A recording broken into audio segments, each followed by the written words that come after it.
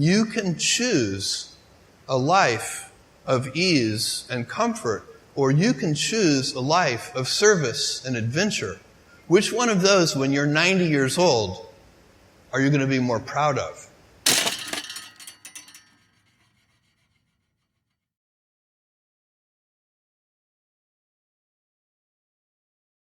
No matter how good we are, we can still be better. You can always be better. Customers have a divine discontent, and they teach you if you listen to customers. So we watch for that, and we see patterns, and we can find places where it's not working, something's going wrong, and that's really how I get the feedback, is from customer input. And often, in all caps, angry, you ruined my child's birthday because the gift didn't show up on time. And we take that, and what you really want to do is you take that, it's an anecdote, it's a single example, but you need to find the root cause. What went wrong deep inside the system? How did this happen? Because then you can fix it for everyone, so that particular problem will never happen again. You don't just fix the symptom, you have to fix the root cause. And that's been the secret to our operational success for 20 years.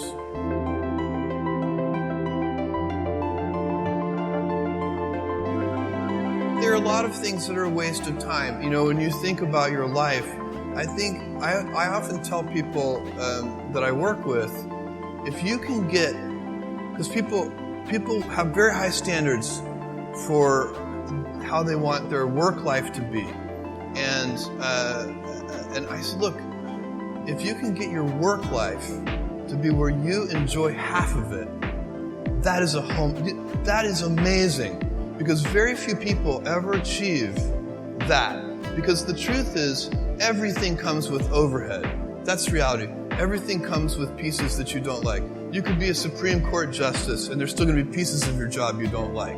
You can be a university professor, and it's still going to be, you have to go to committee meetings, and you have to do things. Every job comes with pieces you don't like. And we need to say, that's part of it. And not resent those pieces, or try not to, but also try to minimize them. I tell senior executives, you should have the least stress. There's this weird, I think, false idea that CEOs, I'm a CEO, there's this false idea that CEOs are under the most stress. Well, I look at that, I'm like, why? You're in charge. Why don't you delegate the stress? It's your choice. And so you have to figure out how to set up your life in such a way that you can minimize the things. And I find people don't dislike hard work. What people dislike is being out of control. Like, they can't control their life. They can't control their environment. This happens to me when I get overscheduled. I hate being overscheduled. I want some time to be able to think and free myself. We all have the same amount of time in the world. Nobody has more time than anybody else. And when you become a very successful person, one of the things, you start to get overscheduled. You have this event. You have to agree to do this. And maybe last night you're like, why did I agree to do this? I have to go on stage tomorrow. I wish I were really with my family.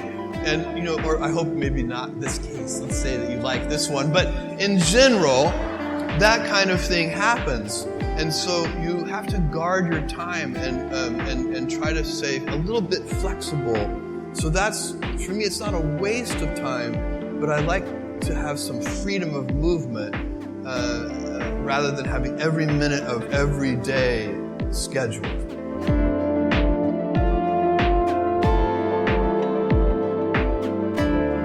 So a young person starting their career, I think there are probably a lot of things.